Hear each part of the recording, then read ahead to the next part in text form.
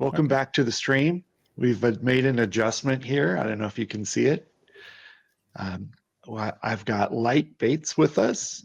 I've got Dave Georgeson still. I don't know if Thomas Marcone meant to still be on camera, but he is. Yeah. Hello, Thomas everybody. is also functioning as our engineer today, so he is very busy behind the scenes. And he will be, there have been questions asked, so I'll tell you, he will be taking this recording and posting it on YouTube later. So this will be accessible beyond this stream and hopefully even slightly better. Thank you. So wow, we got a lot of crazy typing in the background. Yeah. Probably Dave. Right, responding to chats from players. And there's noise control. Yeah. That's the fun stuff. You managed to bypass it. I don't. I like it. You got to get those clicky-clack mechanical keyboards. It brings joy. It does bring joy, except at 2 a.m.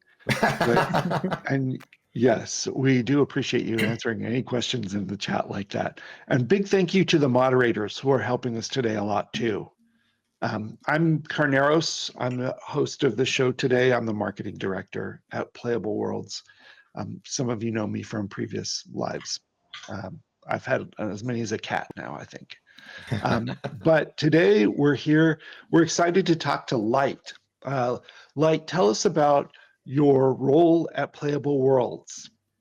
Okay, so I am a technical designer, which means I am on the design team, but I touch a lot of everything. I do a lot of gameplay engineering. I do a lot of the spreadsheets and data. I help interface with a lot of the art team for things. I help keep things coordinated in a lot of ways, but for the most part, I am in the game implementing gameplay features, paying attention to what people say in the Discord to see, gathering that feedback, and just getting game working so everyone can play it. Nice. How long have you been with Playable Worlds? I have been here for a long time now. We're I think 5 years into our development, and I've been here for a little over 4.5 of that. So I have been here for a hot minute. I was originally hired not as a technical designer, but as a prototyper for while we were still getting our back end up and running. We could have someone starting to build out first early processes of systems so we could see how do we want our character controller to work before we have the full character controller in the game and stuff like that. Is this the first game you've worked on? It is. We have a really good mix of experience levels at Playables. We of course know Dave Georgeson and you and Raph, who are the big industry veterans, and we've got plenty of other big industry veterans, but we've also got a mix of new young blood, and I'm definitely in that latter group. This is my first industry job. How did you learn how to do all this stuff? Light's an old soul. Well, there's that, but still you had to learn all these skills somewhere. A lot of it was learning by myself, but I also attended the University of Utah, which has a great degree for games. When I was there, it was called the Entertainment Arts Engineering program, and I went to grad school to learn not just game design, but also how to work in a studio setting. A lot of the engineering, a lot of the prototyping were just skills I put together there. I actually graduated during COVID. I think part of why Playable World scooped me up is when COVID just started, it was right before we graduated, and in about a week, I built an 80-player virtual graduation experience for my graduating class to come in. So when Playable Worlds was for someone who could rapidly prototype for an MMO, I think that's how I caught their attention.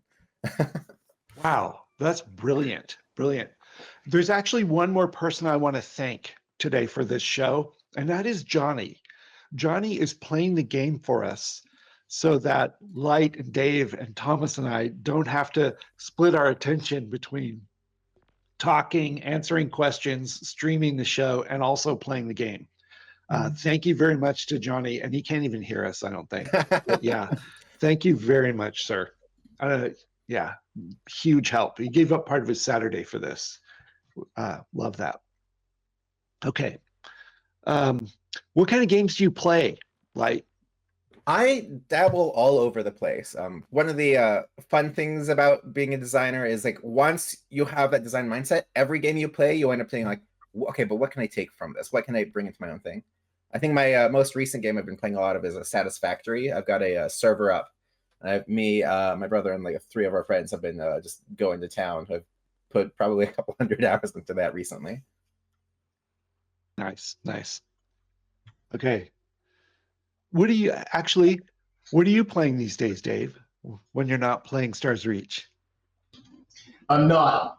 I had my eye on Civ 7, but I just frankly haven't had time.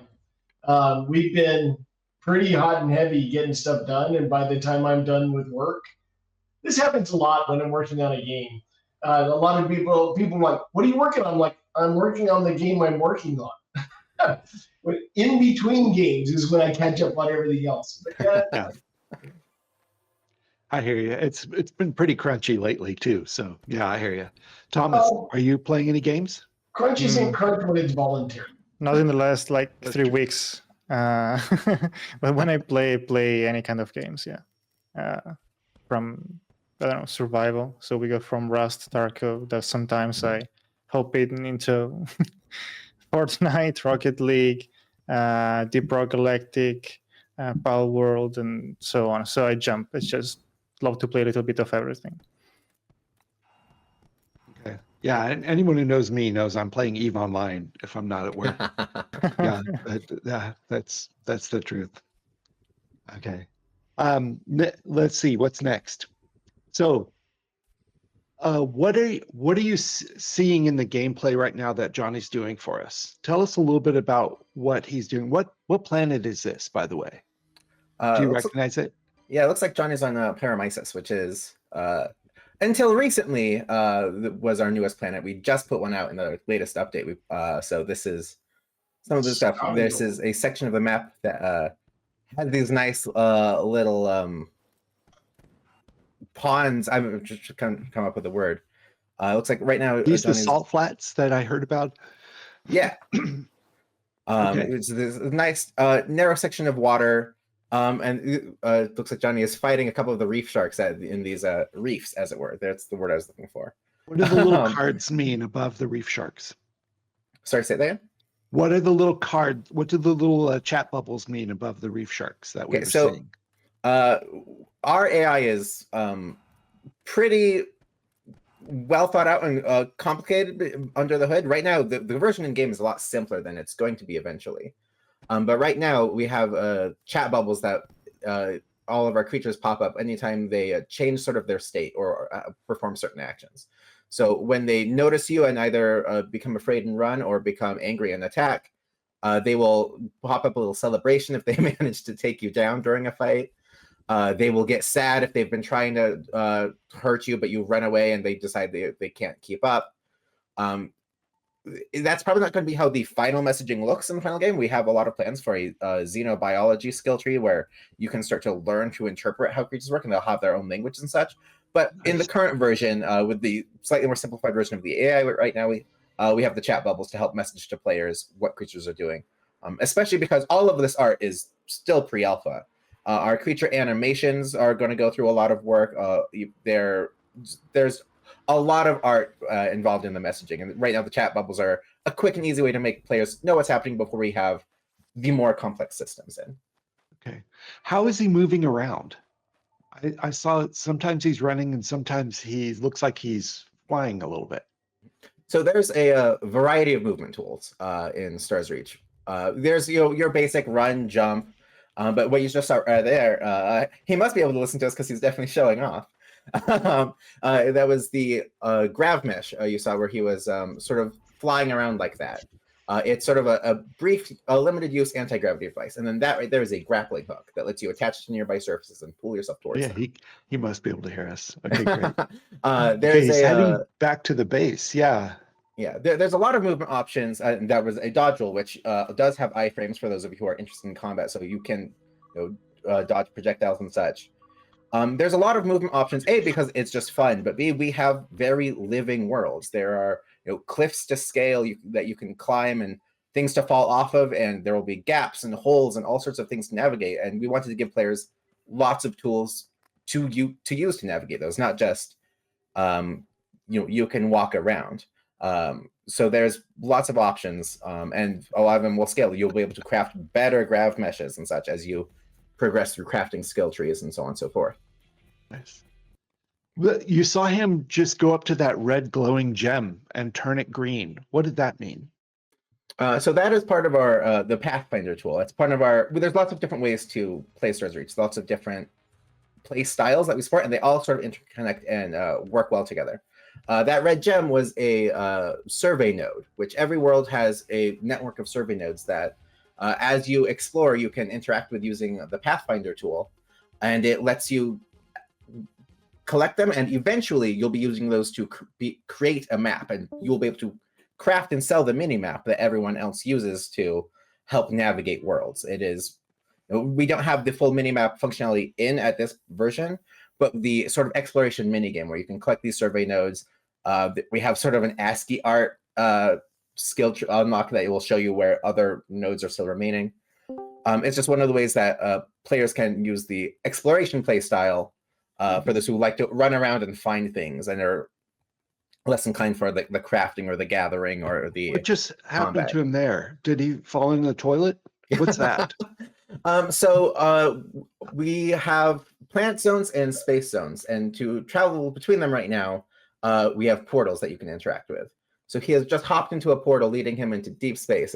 Gifts from the servitors to let us transport from one place to another without fighting Earth's or whatever, in this case, Pyramysis' gravity. So he is currently transferring zones. You'll see the loading terrain means he is currently loading into space. And from there, he'll be able to go land on several other different planets if you'd like, based on which portal he hops into. Or he crashed. You are in which case we'll giggle. world-class chill. Rick plays this game just as much as the rest of us. There's a lot. We haven't done a lot of these live streams, especially on Twitch. We've been doing a lot of streams in our Discord, and I will shell to say if you aren't in the Discord, this is a great time to join it. There's a lot of extra content. But we're trying to, like, for the people who haven't seen much of this game before, explain from the. But there's a lot. Yeah. There's so many playstyles. There's so many tools. So many mechanics. There is a lot to cover, and if you haven't seen any of it before, it might be, I don't want to say steep learning curve, but if it's not familiar, we're trying to explain it to you. Never mind what Johnny's doing over there in the game at the moment. What's new in the current build of the game that the players are in there testing right now? Can you remember stuff off the top of your head? Oh, absolutely. So this current build of the game that, like I mentioned earlier, we can put out a new planet for players to explore. But a lot of it has been quality of life things. There's just a lot of like little details that players have been giving us feedback on during the playtests. As you heard earlier in the stream, we've been running player playtests for about 7 months. But one of the particular things is we've been really trying to ramp up how many players we get in. We've been trying to expand our infrastructure, and also just we've done a lot of playtests with sort of similar player pools, and there's a lot of people who signed up a while ago trying to get into the playtest who still haven't had the chance. We have a lot of people on our mailing list and a lot of people who want to get in. So this most recent build has actually been, as we're upping our efforts to try to get more and more people in and more invites sent out, giving players more tools to get going faster in the game. There's a lot of equipment that, when players start the game fresh in the actual launch, they'll probably start with probably about 2 tools and not a lot of, no skills unlocked, very minimal equipment. But this most recent build we put up has players starting with a whole set of tools, a couple of skills unlocked so they can jump straight into homesteading and building and such without having to first unlock the skill tree for building and then unlock the tool to do it, and then gather the materials and then craft the tool and then gather the materials to make the building pieces. We've just done a lot in this build to help players jump in really fast. A lot of these playtests we're running are like 2 to 4 hours, and we have a lot more game content than 2 to 4 hours right now. That's true. So we've given a lot of work in this current build that we just put out to help players get into the thick of it really quick, which can be a little overwhelming for some folks. That is, the actual launch will have a gentler onboarding. You're not going to have an inventory of 10 tools that you need to learn all at the same time. But we wanted to give players lots of options. And as you do playtests, we have devs in the Discord channels in the playtest with you, so we can help answer questions and help smooth that along. Because we want to get people in and people playing. I'm really impressed with how well Johnny's doing. He's barely taken any scratches. He knows when to use his shield, that force bubble that popped around him. Tell us what weapon system he's using right now to defend himself against those space sharks. So this weapon, it's our combat drones. And so you see those two little orbs floating over his shoulders. Those are what's actually shooting the projectiles, and he's just sort of holding a remote control. And so each time he fires, he shoots two orbs, and those orbs will actually light creatures on fire, except these ball hogs are immune to fire because they themselves are using fire attacks. And that shield he has, I will have to watch close to see. It's either a fortress shield or a reflection shield.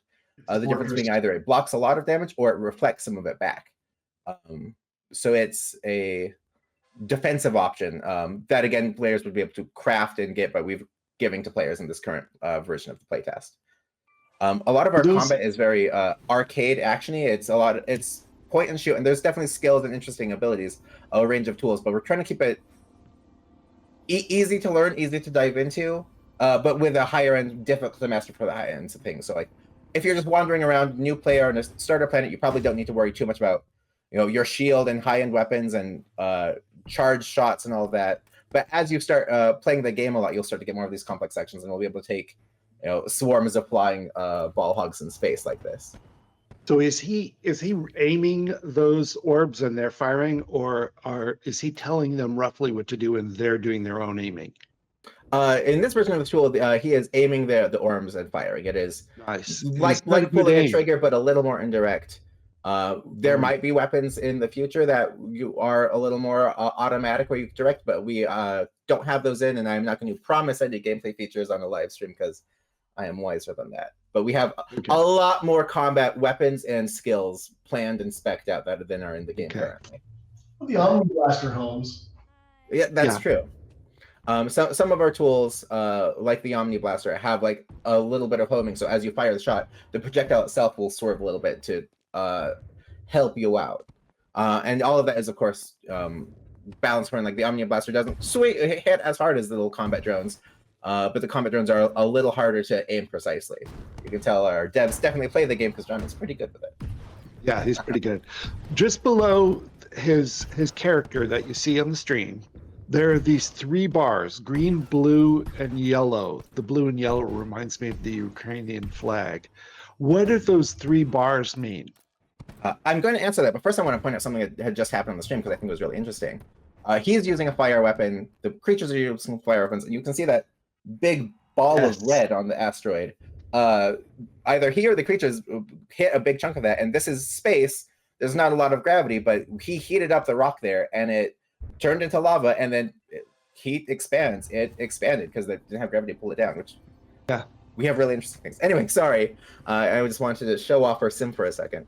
So those 3 bars, the first one on top, the green one, is health. That is your hit points. I feel like I don't need to explain that very much because it's pretty straightforward. He is on fire right now. The bar is going down because that's what being on fire does to your health. The second one that for us, Johnny. Save yourself. Okay. The second bar is focus. That is what a lot of our tools and special abilities are powered by. As you do special combat things, not just pulling a trigger, that costs you can almost think of it as the sci-fi mana bar, as it were. It is what powers a lot of your specials. And the third bar is your stamina. That is what a lot of your movement is powered by. When you're sprinting, when you're climbing, when you're using your grav mesh or grapple, that'll cost stamina. So your health, your specials, and your movement are basically what those bars are. Nice. Ooh, no, run away, Johnny. Okay, I can't Living watch on the edge. So this week, what have you been working on in game?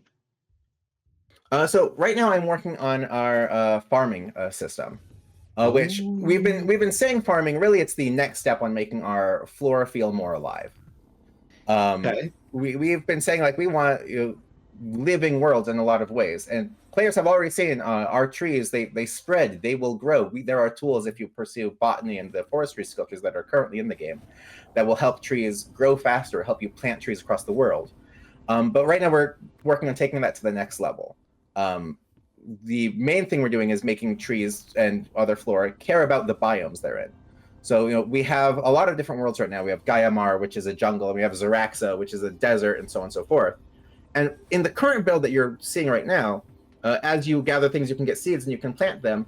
But there's nothing really stopping you from going to Gaiamar and getting banana tree seeds and then running to Zarax and planting a bunch of banana trees in the desert, and they'll just grow and flourish like normal. But it's not typically how jungle plants fare in a desert. That doesn't quite work. So we're doing a lot of work to make plants care more about the environments they're in. Plants care about the temperature of the world they're in. They care about the humidity, and they care about the kind of soil they're planted in. You can't just go plant a tree on a bunch of granite and expect it to grow just fine, even if it's in the right temperature and humidity. It needs some soil to pull nutrients from. So we're putting a lot of those systems in to make the flora care about where it's planted. You will be able to plant banana trees in Zarax. Like, there's nothing to stop you from putting the seed in the ground. But it probably won't grow very well, if it grows at all, if they put a banana tree in sandy soil with no humidity and a lot of heat. That's I hear you. We're also so that's the main thing, is putting our flora to the next level. But what if you have a homestead on Zaraxa? What if you do want a little banana garden? It is a sci-fi setting. Like, surely you can do something. And that's the other part of farming is we're creating little garden beds where you can take a little square inside your homestead, designate this as a garden bed, put whatever soil you want there. If you need to change the soil type, there's ways to add fertilizer to up its pH or lower its pH, make it a little more alkaline, to make it more friendly, so it turns the sand into soil. And then you'll be able to attach things to these garden beds to change the temperature or humidity, so that, sure, if you want a little banana garden in your desert world, you'll have the tools to do that, but you will have to basically build a little greenhouse. I hear you. As a wine drinker with a wine affiliated name, Carneros, I'm substituting grapes every time you say bananas, but I hear you. I get it. This is, your soil type, you're speaking to the choir here. So what do you think the players will experience of the next piece of farming that we give them in an upcoming playtest? Will they get fancy tools? Will they get what will they get to try doing in game? So we already, like I said, have the ability to gather seeds. Yes, we are going I saw to Johnny doing it earlier. Yeah, and we can already place homesteads. We're giving players the ability to unlock the farming skill tree, for one thing. This is all unlocked through a skill tree. But you'll be able to place those garden beds in your homestead, that is a craftable item, to craft the garden bed and then place it in the homestead. You can start to see how all of these things start to interact. We have the thermal meter and the hydrometer, which is what more craftable items. And those are the things you place into the garden bed to change the temperature or change the humidity. And then there's going to be a new tool called we're currently calling it the trowel. And that is the tool that, based on whatever minerals you have gathered, you'll be able to use to change soil types, to either up or increase or decrease the soil acidity. And that'll help you change the soil types, basically giving you the tools to make those little greenhouses that I was just talking about. Additionally, a neat perk of the trowel is from one of these garden beds, if you want to build a nice house, but you want to decorate it with roses, you can make potted plants. Any tool you use, any plant you have in a garden bed that you use the trowel, you can use the trowel to harvest and turn into a potted plant instead of getting more seeds out of.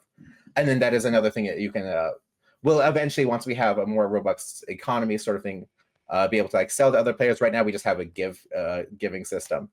So you could give players potted plants.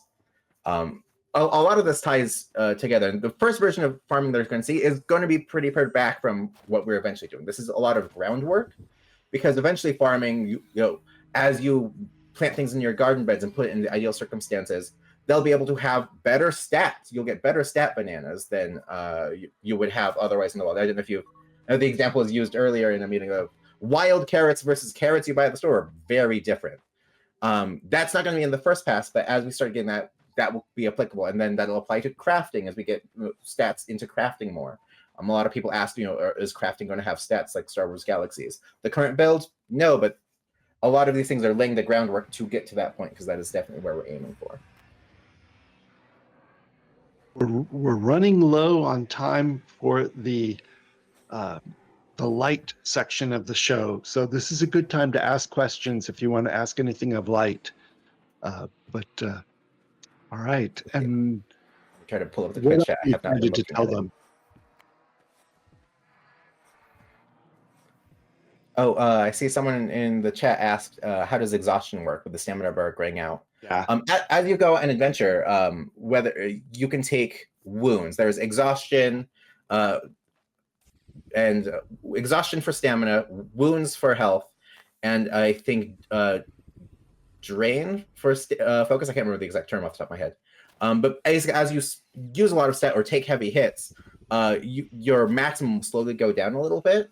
And the best way to recover that is you find a group of players like this and you dance. This is the simple version. Eventually, there will be a whole dancing profession and whole entertainment skill trees. But the idea is, as you are out and adventuring, most wounds will just recover automatically over time, or there will be consumables you can use to recover them quicker. But some wounds might need a little more recovery time. And you need to go back to a group, find some friends, find some entertainment, kick back and relax for a little bit. And that is how the exhaustion and focus drain and wounds will heal. All right. If we have time for another one, I see another question about, is there going to be more single player focus, small, medium, large groups, or both? This is an MMO, and one of the things we're rebelling against, that the rut MMOs have gotten stuck in, is the idea that, oh yes, this is a MMO where everyone is the chosen hero and everyone is the individual sole savior of the galaxy. Like, this is an MMO where you are not the chosen one, big shot. You are part of a galaxy, and there's other people there. We are aiming for a lot of player interaction, there's a lot of great single player options out there. That said, you can play this single player. You do not have to rely on other players. You do not have to play with other people. We are keeping in mind the solo player because that is easier for a lot of people. Like, I myself tend to play MMOs a little more solo. You have to twist my arm a little bit to play in a group, and then once I play in a group, I'm like, oh no, this is so much better. Why was I doing it?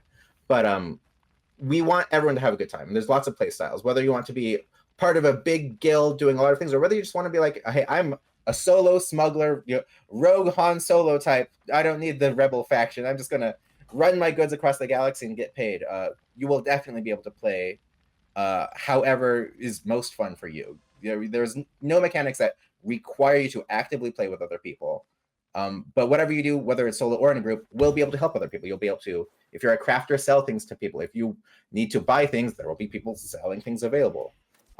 Whether you're gathering, exploring, fighting, whatever you want to do, you can do it solo or in a group. But we're definitely trying to focus a little more on the group gameplay, because a lot of MMOs, they say they're massively multiplayer, but it feels like you're playing alone in a really big toy box with just other people near you. And we want to bring the social back a little bit. Excellent, excellent. Our next guest is getting ready in channel, but we might ask you another question while he's still setting up. One of the things I've heard about in stand-ups at work was seasons, but you didn't mention seasons yet. How do seasons affect farming? What's the seasons thing that people are talking about? So, I mean, we already have day-night cycles on our worlds. And we have the ability to change the temperature worlds. Like I mentioned, we have Zaraxa, which is a desert, and we have Gaiamar, which has lava pits towards the bottom. It gets colder as it goes up. Seasons is kind of what it sounds like. As time goes on, the planet can get hotter and colder, and it goes spring, summer, fall, winter, and they'll go through these cycles. And that means, like, a world with a lake, like, if it gets cold enough, it might freeze over in winter and become an ice skating rink. Or a frozen world might heat up a little bit in summer.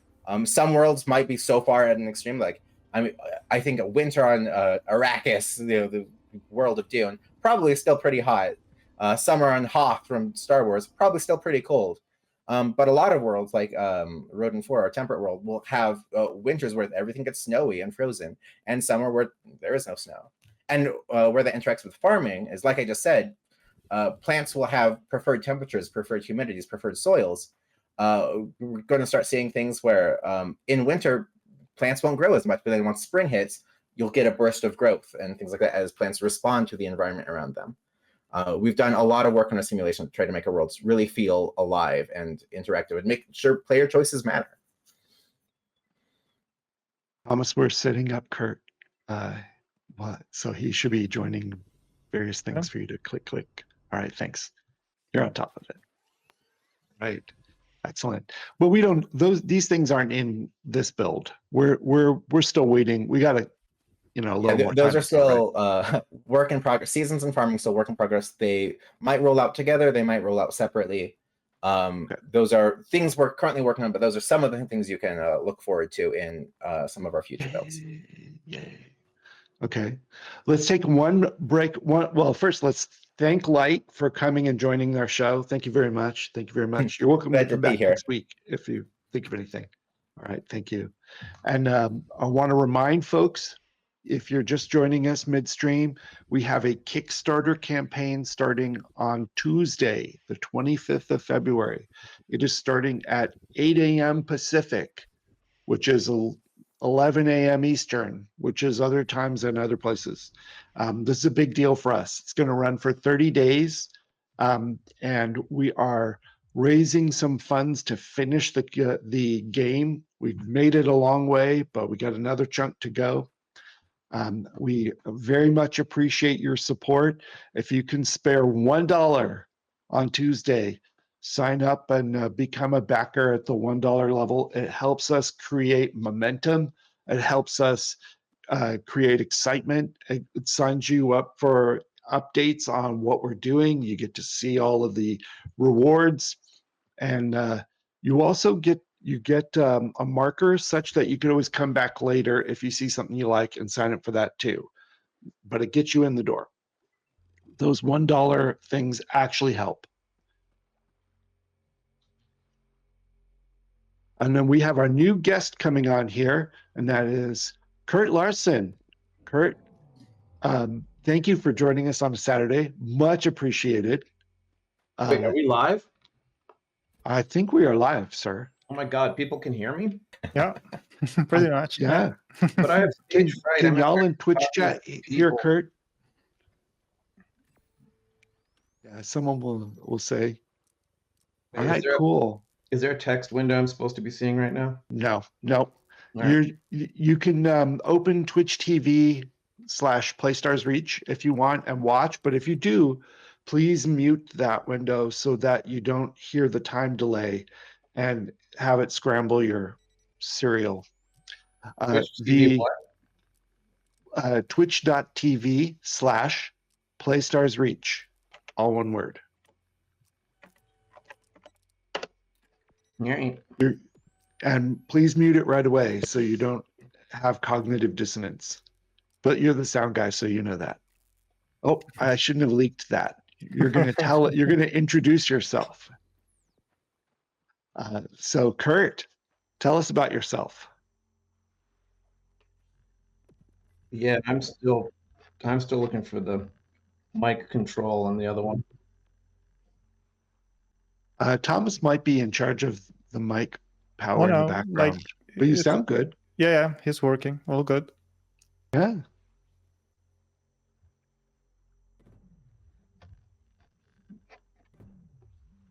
Okay, yeah, they can hear you. Go for it. Okay. No, just don't worry about anything. We can see you. We can hear you. Mm-hmm. We'll just throw some questions to you. And by the way, Johnny is playing in the background. So we've got stuff for them to look at. But if you got a second, please introduce yourself and your role at Playable Worlds, even though some of these people may have met you before. Hi, all, especially socially obsolete. I like that name. Antediluvium, that's a good one. Carnaris is you, Rick. You can't fool me.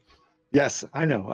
I'm Kurt. I have the responsibility of dealing with the audio stuff on the project, which, since we currently have a really lean team, I'm the only audio person. So, except for the stuff we're not doing yet, which I just worry about. I actually have to do anything that has to do with anything that might come out of your speakers while you're running the application. And I encourage you to play the game with the sound on, because we can really use the feedback and the testing for audio. Plus, one of my personal goals and just life paradigms professionally is to deliver audio that has a far lower rate of people turning it off than normal, especially for MMOs. This is the second MMO project I've been on, and when I was interviewing for the first one 18 years ago, when Rick and I worked together at another company, and I was talking about why I wanted to work on the project, one of the things I said was that by that time I had been playing EverQuest for 8 years, and I had 7,000 hours on my main character alone, just my main, and that EverQuest had possibly the worst audio of any game I've ever played. And that when you multiply that by 7,000 hours, right, like you do with an MMO, that's a lot of pain. And so I told them I want to work on this project to heal my pain. And that I actually listened to myself at that moment and kept thinking about that one of the issues with MMOs in general, I'm sure this hits game design as well, but for audio too, is just the vast breadth of time that people spend on something and how that changes how you have to think about the experiences that you're providing to players. For example, if you're doing a 30-second commercial, you can have the whole thing be flashing lights and explosions and whatever. If you're doing a 2-hour movie, you can't do that. That's fatiguing. That's weird. So you slow things down. But still, 2 hours is not much time in the games industry. And then you'd think of a AAA adventure game like Horizon or something. And even that, speedrunners are doing that in a few hours. People who take their time are playing maybe 20, 30, 40 hours on that game. That's nothing compared to an MMO where you have multi-year careers, where people are spending multiple hours per day on average. And they're listening to that same stuff, and they're seeing those same VFX over and over and over again. It's a completely different calculus for what can we do, what should we do, what can we get away with, and what do we really need to deliver in order to make this a good experience. Wow. Okay. So you told us a lot in that. You told us this is not the first game you've worked on. Actually, tell us a little bit about your background. How many games have you worked? How long have you been in this industry? Well, this is my second career. The first one kind of set me up to take advantage of a lucky opportunity. I was doing music professionally from college until, well, I still do it, but I was actually trying to pay my rent with it until about 94 or so. And in 94, I succeeded in my efforts to try out doing music for games. I thought that might be something that would be a good fit for me. And it kind of was. So yeah, this is my, 32nd, I'm starting my 32nd year of working in games. And since my first career was music, and in particular, really fiddly, electronic, electro, synthy stuff from, starting from the early 80s, I was well versed and quite used to dealing with finicky, weird technology, which interestingly, what positioned me very well at that time, because in 1994, and even more so before that, doing music for video games was, like 2 parts mad scientist, 1.5 parts overworked intern, and 3 parts I'm lost in the woods, I don't understand any of this, please help. And the problem that game companies had at the time is they were starting to want to have their stuff be better, good. They had the new technology that said, oh, and how do we make it look great? And how do we make it sound great? And one of the things we were thinking is, well, we want to get some people with some actual established music credibility, a track record. And I had that. I'd been doing music in a public sense for 12 years by that time. But almost anyone with actual real music cred wouldn't touch this stuff with a 10-foot pole. Because when I started, I was working on the Sega Genesis, right? So they gave me a special kitted Sega Genesis with a special port on it, and they gave me a circuit board, like a bare green circuit board with everything, all the resistors and capacitors just exposed on it. And you had to jam that into the top of the Genesis. This was some special circuit board that cost like $3,000, and you couldn't get it anywhere because it's proprietary, blah, blah, blah. And then you connected that circuit board. So the Genesis is sitting here, the circuit board's up at a right angle, and then at another right angle, you connect a big, heavy, giant Centronics connector for SCSI ports. But on the other end was a 25-pin parallel port connector, which went into the MIDI interface of your PC. And you use the PC sequencer to play the 6-voice 4-operator FM synth chip in the Genesis like it was a musical instrument. And before I would get even 2 sentences into that explanation, almost anyone in 1994 who had real music business track record would say, yeah, no, see ya, no, I'm done. I don't understand anything you just said. I have assistants to do this for me. I just came from a $3,000 an hour recording studio where they give me donuts and coffee every morning. I'm not dealing with any of this crap. But luckily for me, I was used to that stuff. We had to do that. When we started our band, we didn't have computers. For those of you who know what MIDI means exactly, there was no MIDI. I think the spec had been defined, but we didn't have any devices that used it yet because it was 1982. And so I thought it was just normal to have to fiddle around with broken technology just to get the sound to come out of the speaker all the time anyway. So all of that was just, I just happened to be well positioned at that moment. And that's how I made the transition over into games. From there, I tried to get more and more away from music and into being actually on the team, designing the whole audio experience rather than being a composer at home. And that's where I'm at now. Nice. What's your favorite game that you worked on in the past? I wish any game that I worked on was in my top 10 favorite games to play, but that's not the same. That's not the same. Definitely Soul Reaver.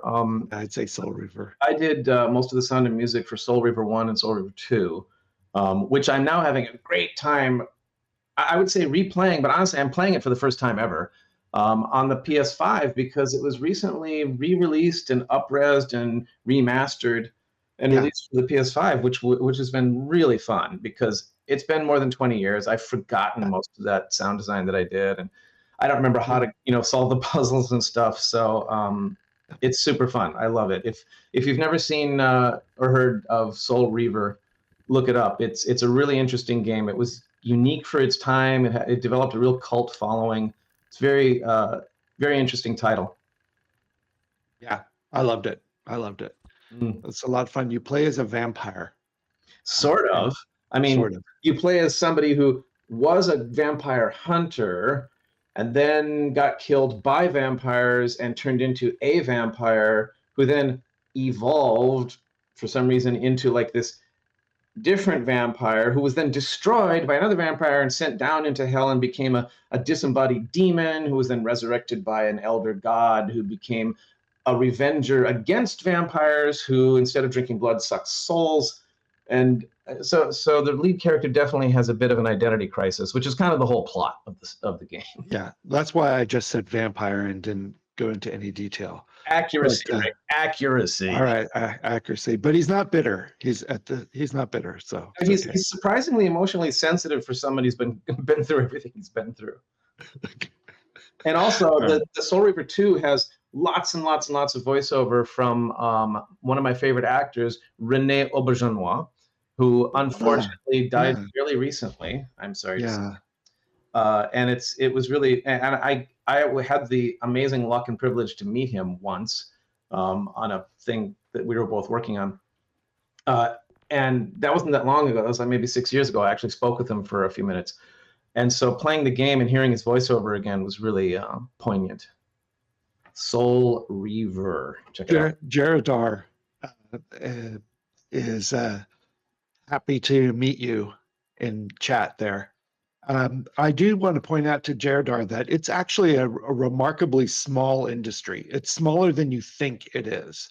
And you run into the same people at GDC and E3 and stuff year after year, and you get to know people. It's not what I would have thought it was before joining the industry. Yeah. Am I looking at the same chat you are? I don't see anybody named Jaredar. He said, I still remember the audio of Soul Reaver standing out a lot at the time. Cool to see the guy responsible for it. I think you're looking at a different chat than I. Oh, there he is, right there. Cool. That was in Twitch chat. And what's interesting about the audio from that is that these games came out on the PlayStation 1 and 2, and the restrictions on everything, including audio, were intense compared to what we have now. You kids today, you don't know how good you have it. Each unit of music that played at any one time in Soul River 1 had to, both the musical data and the sounds themselves had to fit into less than 500 kilobytes. That's with a K. For those of you who don't know, that's the one under mega. We all think of mega as like very retro. Oh, megabytes. Well, these were kilobytes. We had 500 of them, and all the music had to play in that. I mean, for comparison, that's a couple of seconds of CD audio. No, I know. I was there. I'm telling you, Rick. I remember. I'm telling our loving fans. I know. All right. All right. So tell us about your audio philosophy for Stars Reach. Let's bring you up to the present or even the future. Tell us what you're hoping to do with Stars Reach, what you're aiming for, what your goals are. Well,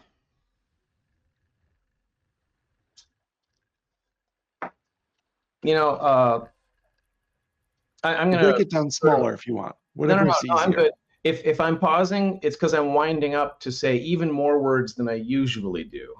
For those of you who don't know me, I'm known as someone who talks a lot.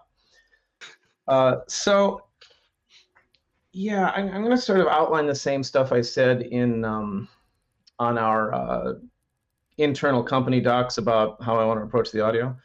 That's what I was thinking. Yeah. Something I often hear when I'm interviewing for a new team, something that I often ask when I am interviewing for a new team is, what do you want audio to do for your project? And I generally don't expect, a really coherent or well thought out answer to that, because one of the reasons game teams hire audio people is because they have other things to do. They don't want to think about audio. They don't know how to think about audio. They need someone else to do it, which is why they're trying to hire somebody. So I don't expect a great answer, but I do learn something from what I hear. And the answers are usually mostly something like, oh, well, what do you think it should do? Or I guess tell the player what's happening, convey information, or basically just, well, I really don't know, but we need someone to handle audio because we've got one of the programmers doing it, and he's supposed to be debugging the graphics system, right? And those aren't really answers, but I do learn a lot from that about what a team really needs and wants. And on the times when I've actually been hired, I sort of keep asking that question of various people until I get a sense of what they expect. Because while ultimately my job is to tell them what their audio should be, I need to know what I'm coming into. And I find that usually what I'm coming into is a sense of, wow, we really don't know. Because mostly, some game audio people have mostly been on big audio teams where there's lots of audio people and an audio director and blah, blah, blah. And they're very organized about things. But the way my career has gone is I'm usually hired by companies who don't have an audio person. They've never had one. And I'm kind of starting that out from scratch. So in our case, combining what Raph and Dave Georgeson have expressed with my own love of the game and this type of game, what I've arrived at is, well, the purposes of audio in a game, I think, are primarily to provide another layer of gratification and enjoyment and just basic pleasure for a player, which I always advocate for because it's so much cheaper than doing the same thing with graphics, right? And so much more reliable than trying to do the same thing with game design, both of which are much larger, bigger, and more difficult projects that a game has to have. And second, to add a live, like actual sentient person voice that's always there with you, kind of speaking the game to you, talking to you about what's happening, what it all means. And third, to make what you, this is one of my favorite aphorisms, to make what you see feel real. I often leverage the phrase, what you see is what you get, and refer to what you see is what you hear. We've all done things with the sound off and then compared it with the sound on, and the difference I go for is, oh, now it feels solid when the sound is on. Now it feels now it has weight. Now it has gravity in the world in a way that that visuals don't do. And and then also, of course, to convey information and context as everyone would expect, because that's another necessary chore that has to be done. So with all that in mind, I have 3 goals / pillars / paradigms / bar jokes to follow. One, it has to be pleasurable. It has to be well integrated, blended, and have harmony with itself. And it has to be adaptable over time and intimately connected to the game in an interactive way. Saying a little bit about each of those, and then I'm going to give it back to you, Rick, is by pleasurable, I mean that, just like animation and VFX and just basic color and the gameplay and everything, audio really needs to be another immediate, direct source of pleasure and gratification for the player, which, like color, goes directly underneath the conscious parts of the brain and speaks right to the back of your brain at a sensory level. Because if a game is really pleasurable to hear, I believe the player is more likely to want to play it more and again and more often and for longer. And with an MMO, longevity and engagement and a sense of, yes, this is my second life where I live, I think is key to its success. I have a good anecdote about the phrase second life too, but I won't go off on that tangent right now. When I say it needs to be well integrated and have harmony with itself, I mean that sounds need to fit into any context in which they might find themselves, and every context needs to allow for and accommodate the sounds it has, because if you listen to a sound all by itself, it might not sound good when you put it in the context. Like, oh, here's this great sound I listened to all by itself. Let me go listen to it in game. Oh, there's a waterfall right there. Huh. I guess I need to rethink this sound, right? Also, a lot of we have to be very careful about the high frequency noise content. The waterfalling is a good example. It's got a lot of, which in a movie, they'll show you a waterfall for 2 or 3 seconds. You'll hear it for 2 or 3 seconds, and then they'll turn it down, and then somebody will say something, and they're standing next to Niagara Falls, right? And one character turns to the other and says, "I just really think this is very beautiful," and you can totally hear them whispering, right? Well, that's you can't really do that in games as easily. That kind of control over the volumes of things, we can do it. It's profoundly complex and labor intensive, especially for the engineers. And on an MMO, I would suggest it's almost impractical. So I have to think a lot about what are these things going to sound like when they're actually there. And I don't want to have too many sounds with all those high frequency noisy components, because they make a sound more impressive when you listen to it once. But my erudite enchantress from on ECI and EverQuest, she's going to have to listen to that sound for 7,000 hours. And you just have to think about that. And the third one, interactive and adaptable, I think is the most important. And for this, I'm just going to read what I wrote because I want to get it right. I said that, quote, Stars Reach is the most procedurally generated, open-ended, vast possibilities, combinatorial explosion project on which I have ever worked. And the audio will have to make full use of everything I've learned about those things. Almost all sounds should draw from multiple granular randomized layers. I don't expect our audience to know what I mean by multiple granular randomized layers, but suffice to say, it's a way of creating a lot of variety. The background ambience and the music really needs to adapt intimately and intelligently to the changing conditions of the world through which the player moves. Because as I'm sure our prospective players have and testers have seen already, one of the big features of this game is the changeability of the worlds. Not just that they have their own internal behavioral changes that it's going to do anyway, but that players can change the worlds. And we need the sound to respond to that intimately. The unscripted nature of our players' intended experience mandates that our audio leans more towards procedurally generated philosophy than to a more scripted film-like approach. So what all of that adds up to is wanting to do what I call avoiding zombie audio. It's the worst problem in music, but it can happen in any kind of audio. It's whenever the sound, which I assert we experience as a sentient entity talking to us, even if we're not thinking of it that way, whenever it starts to make sounds that it doesn't sound like that person talking to you is fully conscious, or maybe they've gotten really drunk, or they're half asleep. Like if you're listening to a song and something goes wrong and it starts looping 3 seconds, it's like the sound is bothering. That's when people reach for the volume control and turn it off.